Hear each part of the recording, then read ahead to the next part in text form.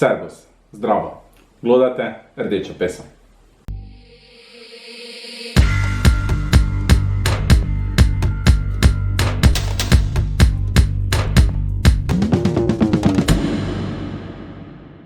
Torej, večina mladih na trg delovne sile ne vstopi po zaključku izobraževanja, ampak že med njim.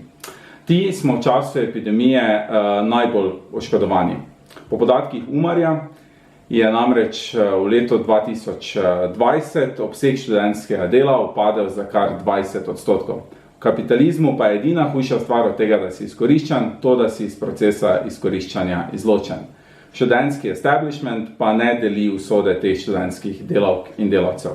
V današnji oddaji se bomo pogovarjali o položaju in vlogi študentskih delavk in delavcev, o študentskih organizacijah, ki so v veliki meri financirane prav iz naslova študentskega dela, ter o usodi Radia Študent. Z nami so danes trije gostje, in sicer Živa Šketa, novinarka univerzitetne redakcije Radia Študent, Mojca Žerak iz študentskega društva Iskra in Tim Krhlanko iz študent politologije iz liste demokratičnega študentstva. Zdravo vsem in hvala, da ste se odzvali na povabilo v našo oddajo. Zdravo. Ok, se lotimo kar osnovnega vprašanja na začetku. In sicer, Mojca, študentski delavci in delavke smo najbolj prekariziran, fleksibiliziran del delovne sile. Kaj v praksi to sploh pomeni? Kaj bi ti na kratko opisala položaj študentskih delavk in delavcev na trgu delovne sile? Ja, zdaj tako kot si rekel, študentsko delo, poleg prisilnih SP-jev, bi jaz še mogoče sem dodala, so to neke najbolj fleksibilne oblike dela pri nas. V bistvu zaradi te fleksibilnosti, pa tudi zato, ker so najceneje, so za kapitaliste oziroma delodajalce v vseh ozirih pač najbolj ugodne take oblike dela. Zdaj, zakaj je študentsko delo najcenejša oblika dela za delodajalce? Je pač zato, ker delavca plačajo samo direktno za opravljeno število ur. To je pač to, zdaj ti kot študent delavec ali pa kot prisilni SP-jevec nimaš plačane malice, nimaš plačanega prevoza na delo, ni dopusta, ni bolniške, tudi plačevanje v socialno in zdravstveno varstvo je recimo napram redni zaposlitvi zelo nizko, delovna doba se ne šteje v celoti in tako naprej. Zdaj, če se pač malo spomnimo še par let nazaj, niti ne toliko dolgo, za študentsko delo pri nas ni bilo niti minimalne urne postavke in nobenega plačevanja v socialno ali pa zdravstveno varstvo. Zdaj, kar je pa pri takih fleksibilnih oblikah dela kapitalistom še posebej všečno, je pa v bistvu to, da se lahko delavca znebijo kadarkoli in brez kakršnega koli razloga. Ker v zakonu o delovnih razmerjih, ki sicer določa pravice in odgovornosti delodajalcev in redno zaposlenih, je pač odpuščanje zelo jasno definirano. In se pač ne more zgoditi kar tako, da bo delodajalec nekoga, ki mu ni všeč, pač kar odpustil. Pa tudi, če že pride do odpovedi delovnega razmerja, delavcu, ki je bil v redni zaposlitvi, pripadajo tudi neke pravice, odpravnina recimo ali pa nadomestilo za brezposelnost. Zdaj pač pri študentskem delu ni takih pravil, v bistvu ni skoraj nobenih pravil. Delodajalec nima do delavca čisto nobene odgovornosti.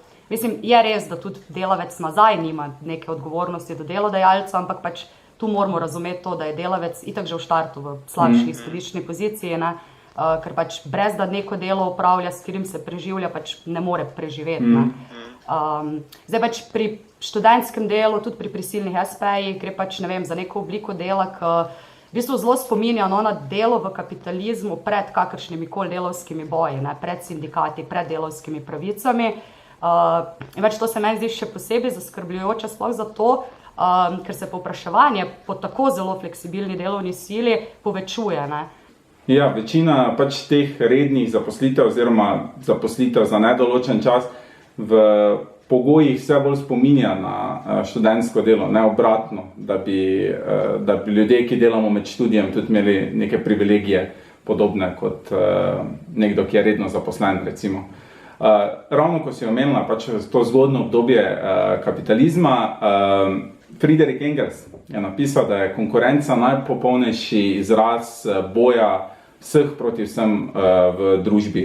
Boj pa ne divja samo med različnimi razredi, ampak tudi med člani istih razredov. In zdaj mene tim zanima, kakšen torej boj poteka med študentskimi delavci in med redno zaposlenimi. Kak je ta konkurenčen odnos med njimi, pa kak vključenost nas, študentov, na trg delovne sile vpliva tudi na njihov položaj ali pa na položaj celotnega delavstva, na plače, standarde, oblike zaposlitve, brezposelnost, pa to sploh recimo v tistih sektorjih, kjer je študentsko delo bolj pravilo kot izjema, recimo gostinstvo ali pa kaj takega. Ja, to si dobro povedal. Mislim, problem je zaradi tega, ker je to pač dvosmerni meč, ki reže obe smeri, ne? Reže oziroma prizadene delavce, študente in reže in prizadene tudi delavce s polno zaposlitvijo. To je zelo dobro tudi razložila Damjana v eni izmed vaših prejšnjih oddaj, kjer pač prihaja v sektorju trgovinstva, prihaja do tega, da se zaposluje cenejše študente, ki s tem s svojim prisostvovanjem na trgu dela zbijajo neko kompetentnost, profesionalizacijo teh poklicev in en del gospodarstva, ki je zelo izrazit, je na primer gostinstvo, ne, kjer seveda ti lastniki veliko raje zaposlijo enega poceni študenta, ne vem, biologije, kot pa nekoga, ki se je za to delo izobraževal, ki mu pripadajo vse stvari, ki jih je prej naštela kolegica po pogodbi, in pač prihaja do nekih tenzij, ki so pač objektivne tenzije med študentskimi delavci in delavci s polno zaposlitvijo. Zdaj problem pa je, na primer, tudi v času zdaj korona krize, ne, kjer se pač definira, kaj je zdaj to študent ali je to delavec, ne, kjer se pa je ti študenti, ki delajo 8 ur na dan, 5 dni na teden, se jim pa sedaj ne priznava teh pravic in se jim pač ni, tako kot ostalim oblikam zaposlitve, izplačalo nekih zmernih nadomestil, glede na to pač, koliko delajo, ampak se jim je dal zdaj dvakrat po 150 evrov. Ne? Sedaj pa to, ker naenkrat so študentje, ki študirajo in ne delajo. Ja, super, da si zdaj izpostavil recimo tudi to odnos recimo politike oziroma države do študentov v tej krizi. Mislim, da je tudi zelo povedno, kako se je na to odzvala študentska organizacija Slovenije na teh 150 evrov kot na neko zelo pozitivno akcijo vlade oziroma države kot take. In isto to, kar si izpostavil, pač država v časih, ko niso zaprte te dejavnosti, študente gleda kot nekoga, ki je del redne delovne sile, ki zapolnjuje luknje, ki recimo v sektorju gostinstva sploh sam dejansko dela v nekih obratih. Na drugi strani pa, ko pa pride do izpada tega, pa se potem rečemo, ne, študentje naj študirajo, itak so zato tam, itak niso delali. Dobro, Živa... Jaz bi sam še tle mogoče nekaj dodala, da se mi zdi tle tudi pač pomemben ta aspekt, koliko te neke prekarne oblike dela, koliko tudi vplivajo na to, da imamo zelo lažne predstave o socialni sliki pri nas, zato ker kot nekako primarno socialno ogrožene smatramo predvsem brezposelne, ne? Medtem ko pa pač študenti SP-jevci večkrat ne zaslužijo, ne za minimalca, še za socialno ne, ampak pač kar nekako izpadejo iz teh statistik, ker se samo z procentom brezposelnosti ukvarjamo, ne vedno. Dobro, Živa, zanima me, dobršen del denarja za delovanje teh študentskih organizacij, ki smo jih malo prej omenili, prispevamo prav študentski delavci ter delavke.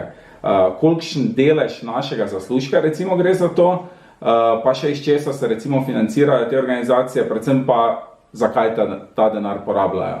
Pa če recimo še lahko tu vpleteš položaj študentskih servisov, ki jih tudi sofinanciramo prav mi, ki opravljamo neko študentsko delo. Ja, zdaj mislim najprej treba povedati, ne, da delodajalec mora pač med drugim plačati tudi koncesijsko dajatev in sicer v vrednosti 16%. In to se potem pač teh 16% deli med študentsko organizacijo, med ŠOS na eni strani, ki gre 3,8% te koncesijske dajatve, med posrednike študentskega dela, torej med študentske servise, ki jim gre prav tako 3,8%, in pa med del teh koncesijske dajatve 8,4%, gre pa pač za financiranje štipendij. Zdaj to ni edini vir, iz katerega se študentske organizacije financirajo. ŠOS del svojih sredstev pridobiva tudi po 130. členu ZUJF-a, ki pač določa, da v primeru, da ŠOS v določenem letu iz naslova koncesijske dajatve ne prejme sredstev v višini 80% iz 2011, pač to v razliko izplača država. In ta sredstva, ki jih dobi ŠOS, se potem delijo naprej, med drugim tudi med študentske univerzitetne organizacije. Zdaj to sta glavna vira financiranja študentskih organizacij, potem pa pač so še drugi viri. Če vzamemo za primer študentsko organizacijo Univerze v Ljubljani, ta pač del sredstev prejme tudi za namen zagotavljanja storitev povezanih s študentsko prehrano, del iz najemnin, ker pač oddaja svoje prostore na Vojkovi, Kersnikovi, pa pač pivovarniški. Del pa dobi tudi od tako imenovanih tržnih prihodkov oziroma prihodkov od trženja. Zdaj za te druge prihodke pa pač veljajo po notranjih aktih tudi malo drugačna pravila glede tega, kako se razdeljujejo. Recimo, ko pač je pravilnik o finančnem načrtu še določal te obvezne odstotke, v katerih se morajo zavodi financirati, so se te odstotke šteli samo od koncesijskih dajatev pa ZUJF-a, ne pa od teh tržnih prihodkov. Zdaj, če gremo na vprašanje, kako ta denar porabljajo. Je zdaj ŠOS je v študentski ustavi in v ZSKU opredeljen kot pač neka organizacija, ki naj bi skrbela za študentski interes nasploh, se pravi za pač neko skupno interese vseh študentov. Kar pač na eni strani pomeni tako zastopanje v odnosu do drugih akterjev, kot pač tudi organizacija nekih smiselnih obštudijskih dejavnosti, ki pač so dejansko v interesu vseh študentov. Zdaj že, če pogledamo pač kako izgledajo te proračuni ŠOU, je razdelitev sredstev nekoliko drugačna, kot bi pričakovali od organizacije, ki razpolaga z javnimi sredstvi in ki pač naj bi jih razporejala v skladu s študentskim interesom, ker je pač kar 40% teh sredstev namenjenih za plače zaposlenih oziroma odhodke zaposlenih, za vzdrževanje, za materialne stroške. Zdaj, za predstavo, trenutno je v ŠOU zaposlenih 7 ljudi, med katere se deli 280 000 evrov, od tega za plačo pač povprečna bruto plača mesečna je 2700 evrov na osebo. Pač to zdaj pomeni, da 60% ostale vrednosti proračuna je pač to, kar ostane za organizacijo obštudijskih dejavnosti, pa za delovanje študentskih organov tudi. Ampak kot pač je bilo že večkrat opazno, zdaj nazadnje v tej odtegnitvi financiranja Radia Študent, se pač tudi teh sredstev ne razdeljuje pač v nekem študentskem, v smislu študentskega interesa. In pač jih študentska organizacija, predvsem pa njen direktor Andrej Klesinc, ki je od 2013 na tej funkciji, ki pač ne razumejo kot javnih sredstev iz študentskega dela, ki jih morajo pač oni razdeliti med študente in med študentske obštudijske dejavnosti v študentskem interesu, ampak jih oni pač razumejo kot neka sredstva, ki jih lahko investirajo v raznorazne projekte, ki pač od katerih neposredno študenti nimajo ničesar. In zdaj v tem kontekstu je pač nastala tudi ta ideja o tem, da bi se preneslo ustanoviteljstvo Radia Študent oziroma da bi se ga privatiziralo, ker pač za Radio Študent v resnici za ŠOU predstavlja samo odhodek. Zdaj na prvi seji, kjer se je bral prvi ta predlog proračuna, recimo iz izjav direktorja Klesinca, bilo pač zelo lepo razvidno, kako on razume, kaj je to uspešen zavod, kaj je pač uspešno delovanje. In sicer pač to, kar lahko preživi na trgu. Pač zavod je uspešen, če si lahko sam zagotovi sredstva za svoje delovanje, če je tržno usmerjen in pač predvsem ni odvisen od študentskega denarja. Zdaj, ta tržna usmerjenost ima za posledico med drugim tudi to, da pač te dejavnosti, ki jih šov favorizira v primerjavi z neprofitnimi, v bistvu pomenijo podvajanje dejavnosti, ki jih trg že ponuja. To so recimo pač te komercialne študentske zabave, razni turistični aranžmaji in tako naprej. Medtem ko pač ne bi bila javna sredstva, ki jih dobi šov, namenjena ravno temu, da pač lahko zagotavlja dejavnosti, ki pač jih trgu ni v interesu zagotoviti. Mislim, da si tu izpostavila eno točko, ki je super, da se navežemo na eno vprašanje, in sicer na trg med javnim in zasebnim interesom v študentskem organiziranju, pa nasploh recimo v družbi kot taki. In me zanima, recimo Tim, pred dnevi je odjeknila neka novica, da je vlada ustavila objavo teh razpisov za vpis na fakultete. Kako je recimo tvoje mnenje o tem? Se strinjaš s temi komentatorji, da je to še en korak v diktaturo?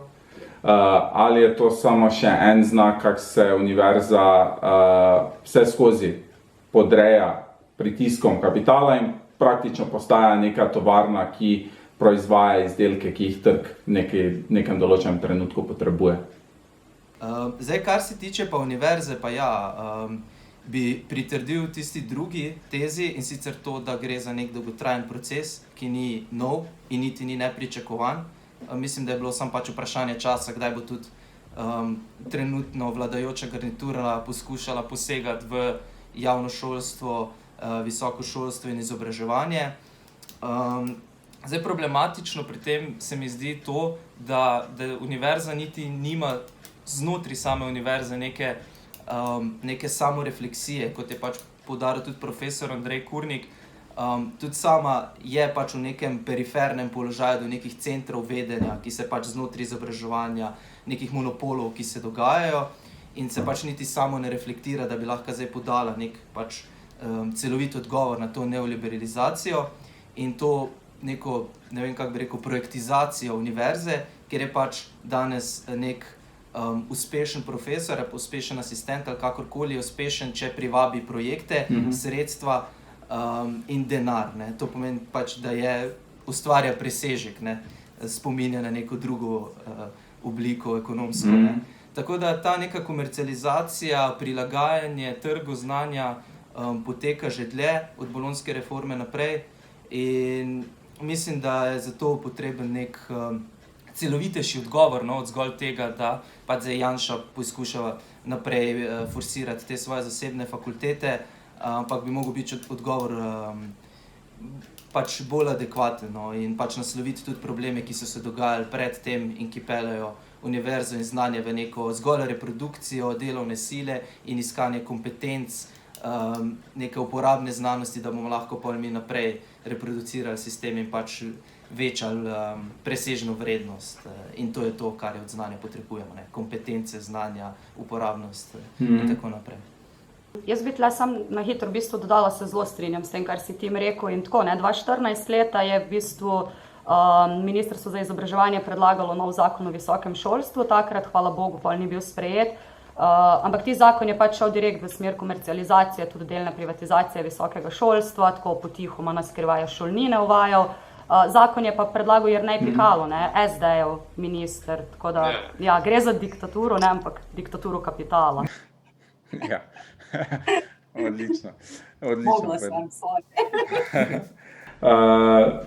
Če kar nadaljujemo s tabo, Mojca, in sicer mnogokrat slišimo, predvsem recimo strani predstavnikov države, različnih struj, ali pa strani predstavnikov kapitala, da je študentsko delo primarno namenjeno temu, da nekdo pridobiva izkušnje, da pridobiva kompetence, pa na drugi strani, da itak vsi študentje delajo samo za luksus. Kaj bi ti recimo rekla na take trditve, pa recimo kakšne izkušnje imaš ti s tem nekim študentskim delom? Si ti recimo delala za luksus? Ja, mislim zdaj, če je tako to, da vsak dan nekaj poješ, pa da imaš za LPP vozovnico po Ljubljani luksus, pol sem delala za luksus, ja. Ne, mislim tako, no, to študentsko delo pri nas, vse to tudi kdaj kaki vladajoči znajo priznati, šov vem, da je to priznal, no, da gre pač pri študentskem delu za tako imenovan socialni korektiv. Ne. Ja, pač no, to, da je študentsko delo socialni korektiv, to pač pomeni to, no, da študentsko delo pri nas namenjeno temu, da lahko ljudje med študijem tudi delajo, zato da si lahko financirajo svoj študij. Ne. To pa zato, ker so pač štipendije absolutno preniske, zato da bi pokrile nek strošek preživetja izven kraja, kjer živiš. Ne. Tudi absolutno premalo je štipendij, definitivno. Ne. In pač to je neka realnost, s katero se večina študentov pa študent pri nas sooča. Ker pač tle moramo tudi, ne vem, to dostopnost do visokega šolstva, ker se tako radi s tem pač hvalimo, koliko je pri nas to vse dostopno, zato ker ni šolnin, ne. Pač, če mi hočemo, da je visoko šolstvo res dostopno, čisto vsem, ne glede na razredni oziroma pač na družben položaj, pač ni dovolj, da ni šolnin, ne. Študij bi mogel potekati za ljudi brez kakršnih koli dodatnih stroškov oziroma pač te stroške bi mogla pokriti država. Pač ko, ne vem, neki povprečni mesečni stroški preživetja za študente v Ljubljani, ki pač niso bili v študentskem domu, no, so okoli 500 evrov mesečno, pa to je tako, no, pavšalno rečeno, pa ne upoštevajoč dvig cen nepremičnin v zadnjem času. Državne štipendije so pa maksimalno 200, bolj 150 evrov bo po moje bolj realna ocena za večino ljudi, ki prejemajo državne štipendije. Tako da tleti še zmeraj ostane tako 300-350 evrov vsak mesec, ki jih moraš pa ti pokriti medtem, ko študiraš, ne. Zdaj pač, da ti kot prek študentska napotnica zaslužiš ta denar, moraš skoraj da en polovični delovni čas oddelati zraven, kar pa tudi vpliva na samo kakovost dostopa do študija za te ljudi, ne? Ker pač ti nimaš pa enakih možnosti sodelovati pri študiju, ker pač tvoji kolegi, ki ne rabijo ob študiju tudi delati, ne? Zdaj pač dobro, neke čustvene pa ostale stiske, ki iz te negotovosti izhajajo, o tem raje pač ne bom niti govorila, ne? Je pa tudi tako, no, en splošen problem to, da pač ta fleksibilizacija trga delovne sile, ne, to študentsko delo, to, ko predstavlja pač res ugodno ponudbo za delodajalce, pač veliko delodajalcev v bistvu ponuja delo še skoraj da samo prek študentske napotnice, ne. Tega je zelo veliko gostinstvo, ti si to prej omenjal, kar dobro, no, to gostinstvo tudi pokaže na to, da ljudje verjetno ne grejo glih izkušenj pa kompetenc iskati s študentskim delom, ne, ker ne vem, če pač študiraš na kakšni fakulteti za družbene vede, v gostinstvu ne boš glih primernih kompetenc pridobival. Mlade pa pol to še prisilijo to, no, da kupujejo status še naprej, zato da sploh imajo neko možnost preživetja, ne, ker delodajalci pač neko delo, plačilo pogojujejo s tem, da imaš ti študentski status, ne. Mislim pač moje izkušnje so pa itak tako čisto bizarne in zelo raznolike, od dela v klicnem centru, pa v ful gostilnah, pa v eni trgovinci, pa tako naprej, in drugače sem komunikologinja, no, tako da mislim, da je dosti očitno, da tle ni neke resne povezave med deli, ki sem jih upravljala pri študijem. Je pa pač tudi tako, no, da se študentje delavci pač je ful velik problem tudi v tem, da res nikakor niso zavarovani, no. Če se delodajalec odloči, da ti ne bo plačal, ti pač ne bo plačal in to je pol tvoj problem, ne. Mislim, niti študentski servis tle ne obstaja kot neka institucija, ki bi pol terjala plačilo zate ali pa karkoli, pač vsi te sam gledajo, pa so ono ta flak, ne. Tako da, ja. Jaz bi sam glede teh kompetenc, če bomo priložili slikovno gradivo, bi bilo zelo dobro eno reklamo iz študentskega servisa v Delu, kjer oglašuje pač delovno mesto v gostinstvu z argumentom, da potrebuješ iste ročne spretnosti za gostinstvo kot tudi kot kirurg ali nekaj podobnega. No, tako zelo bizarna predstava je, no, kaj so kompetence in kaj mi dobimo z delom preko študentskega servisa in pač v teh sektorjih. No, ravno ko si govoril o tej primerjavi, sem se spomnil še ene, in sicer Mojca je govorila tudi o teh kompetencah in o tem, kak je sama svojo izobrazbo delala recimo v nekih teh študentskih delih. S tem je povezan tudi en drug problem, in sicer deregulacija nasploh na trgu delovne sile. Recimo klasični primer je trgovina, kjer ni potrebno več dobene izobrazbe in se pač fila s folkom z različnih izobrazbeno strukturo z manjšimi spretnostmi, zato hkrati pa z mlajšimi, ki lahko izpolnjujejo te norme. In sem se spomnil pač izjave, ki je ob tem dal en poslanec Državnem zboru, Franci Breznik, ki je rekel, da trgovec se rodiš, trgovec se ne izobraziš. Ne. Bi rad videl recimo Francija Breznika, da bi delal na tistem delovnem mestu, kjer dela recimo Damjana Ait, ki je prej omenil Tim. Bi ga rad videl recimo v ribarnici, če se je rodil za to delo, recimo. Ali pa v Lidlu, Ja. Recimo, ja. Dobro, gremo zdaj naprej in sicer Živa, ti si recimo od vseh nas daleč najbolj vpletena v to akcijo okoli ohranitve RŠ-a in sicer se ti zdi ta akcija kaže na nek primer oziroma možnost neke širše aktivacije, politizacije študentov, ali gre samo za nek osamljen primer? In kaj se ti zdi neka področja, ki bi jih lahko v okviru te neke širše aktivacije, ki bi temu sledila, naslovili? Ja, zdaj, meni se definitivno ne zdi, da bi bil pač ta problem, ta poseg v Radio Študent, nek problem, ki bi bil omejen izključno na ohranitev Radia Študent, ampak je pač opet v ta širši kontekst študentske organizacije, ki pač deluje popolnoma ločeno od svojih članov.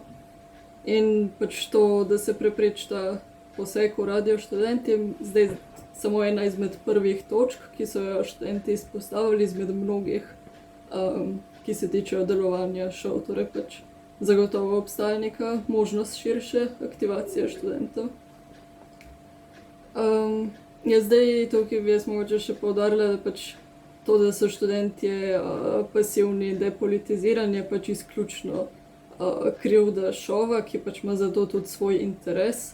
Že sama struktura šova je recimo pač takšna, da ima študent zelo malo in zelo otežene možnosti, da kakorkoli sodeluje.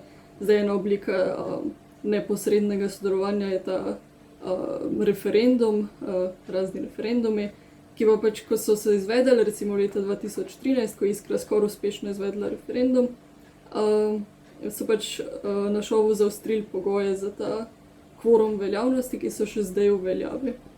Z nekih drugih možnosti sploh ni, ampak ni sam to problem, tudi pač pretok informacij iz šov do študentov, pač tega ni. Kot smo videli, recimo, je bil en velik problem zagotoviti že samo to, da se je streamala njihova javna seja, kar je pač res nekaj osnovnega. No. Če lahko tukaj dam samo še to mogoče, no, da ravno na tej seji se je pokazalo, da tudi študentski poslanci, no, vsaj formalno ne vejo lih, kaj njihov direktor dela. Ko je pač ta poslanka Zagona recimo opozorila, da ko so obravnavali finančni načrt, ene obvezne sestavine sploh ni bilo, to je realizacija poslovanja za prejšnje leto, se pač noben ta koalicijski poslanec ni na to na noben način odzval. No.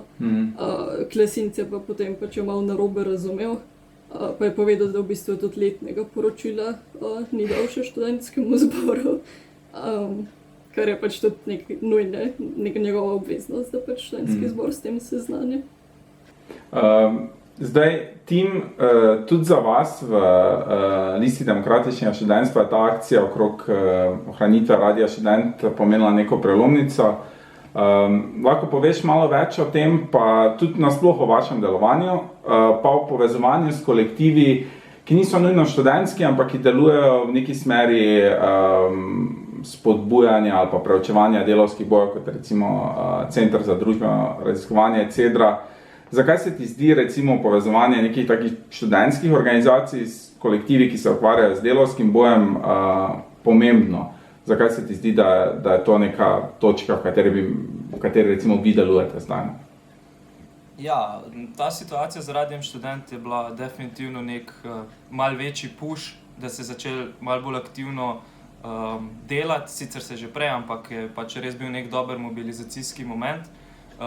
Mene je bilo tu zanimivo, predvsem ta situacija je bila zanimiva predvsem iz tega dejstva, da se tja res odpravlja širša množica.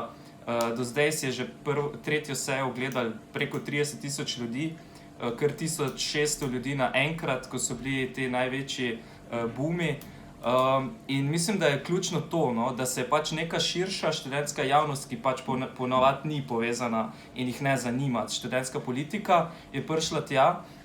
Načeloma smo prišli braniti Radio Študent in potem kar naenkrat so se začela pojavljati vprašanja, ne, prvo bolj neka ta psihologizacija, ne, pa kaj ti sploh ne vejo, kaj tam delajo. Potem so se že pojavljale neke bolj institucionalne preopraševanja, ne, kakšna je to razporeditev sredstev, kaj tam dela 50-letni direktor, kakšna je to, ne, razporeditev zbora in tako naprej. Tako da je pač nek super mobilizacijski moment. V Listi demokratičnega študentstva pa se pač probamo navezovati, glih mogoče zaradi tega, no, če se navežem prej na fakulteto, univerzo, ne. Mi smo žrtev oziroma pač smo nek rezultat nekega procesa, širšega politično-družbeno-ekonomskega procesa neoliberalizma, neke komodifikacije znanja in pač lahko vlečemo neke vzporedne niti tudi z, na primer, Damjano, ki je bila prejšnjič gost, ne. Oni so, kot je ona dejala, na primer, ne, so zgolj strošek za kapitaliste, mi smo pa zgolj tam zato, da dobimo kompetenco, da bomo lahko potem strošek in da bomo lahko potem zviševali presežno vrednost, ne. Tako da mislim, da je nujno, da se pač povezujemo, zaradi tega, ker pač nas isti mehanizmi destruktivnosti nas tolčejo dol in nam onemogočajo ali neko pristno znanost, vedenje, študentsko življenje ali čisto ekonomsko, politično tudi naprej, ne. Dobro, zdaj smo proti koncu oddaje. Na koncu imam še za vse vas eno vprašanje. In sicer večkrat v medijih pa tudi strani predstavnikov države slišimo, da mladi dobivamo več besede v podjetjih, v državnih inštitucijah, pelje k nekim pozitivnim spremembam. Se vam zdi, da je to res? In kaj se skriva za tem nekim konstantnim poudarjanjem mladosti, tem generacijskim bojem? Pa recimo Mojca, če lahko začneš. Jaz bom tako na prvi del vprašanja zelo na hitro. Pač jaz mislim, da prisotnost mladih v podjetjih dobrega za mlade prinese lih toliko, kot, ne vem, prisotnost žensk na visokih pozicijah v podjetjih dobrega prinese za ženske, pač razen to, da te izkorišča nekdo, s katerim se mogoče lažje identificiraš in to je edina pozitivna sprememba, ne vem. Kaj pa po moje funkcija tega je pa tudi malo mogoče neko vnašanje medgeneracijskega konflikta, no? Med delavstvo nasploh, zato da pač bomo mi mladi mislili, da so zdaj naši starši krivi za to, da je nam težko. Naši starši bo itak mislili, da smo mi leni, pa se nočemo toliko potruditi, kot so se oni in pač tle pol iščemo mi po tem diktatu kapitala sovražnike sami med sabo, namesto da bi pač gradili na neki solidarnosti, pa vsi skupaj videli, da pač vsi skupaj nam kradejo, no? Tako najbolj enostavno. Ok, Živa? Ja, mislim, jaz se strinjam z Mojco. Zdaj pač bom malo obrnila, zato da dodam še nekaj novega, no. Ampak, ne vem, zdi se mi tudi študentska organizacija, ne, potem, ko je privatizirala svoje servise in na njih pač študentske servise svoje, na njih pač nima neposrednega vpliva, da bi jih lahko prisilila, da nekako pač poskrbijo za študente, ne samo po svoji dobri volji, to zalaganje sredstev, recimo, ki je Mojca prej omenila. Tudi posredno pač ne izvajajo več, ne izvajajo funkcije zastopnika pravic študentskih delavcev, kar se mi zdi pač zelo problematično. Ja. Jaz bi rekel tako, no, pač, če gledamo neke ključne probleme, s katerimi se danes srečujejo mladi, ne vem, prekarizacija, pomanjkanje služb, pomanjkanje stanovanj ali pa ne vem, celo ta eksistenčna ekološka kriza, katere del smo, to so pač neki problemi, ki se ne tičejo samo mladih, ne, in niso zdaj problem mladih proti starim, ampak nekih širših družbeno-politično-ekonomskih silnic, ki se pač dogajajo v družbi, ne. In se mi zdi, da ko se govori o politiki in mladih, je pač mladi so ponavadi zelo tak nek prazen označevalec, ne, pač to ne pomeni nič, ne. Se če pogledamo recimo zdaj, čist o tem, ko smo se pogovarjali, študentske organizacije, ne? Kakšna je pa razlika zdaj, če je tam nek Matjaž iz tvoje fakultete, če ti pač iz tvoje študentske plače, ko delaš ti za pod minimalca, potem določa, ne vem, 500 000 letno za kampus ali pa 325 000 bruto za 7 zaposlenih, ne. Važna je vsebina, ne, ni važno zdaj mladi, stari, ne, pač. Hvala. Hvala vsem trem za gostovanje v tej 8. ediciji Rdeče pese. Hvala vam, gledalke in gledalci, za spremljanje. Če se še niste, se dajte naročiti na naš YouTube kanal. Spremljajte nas na vseh drugih družabnih omrežjih. Povejte o nas svojim sosedom, sodelavcem, kolegom, prijateljem. Predvsem pa pijte, jejte, glodajte, pa tudi glejte Rdečo peso.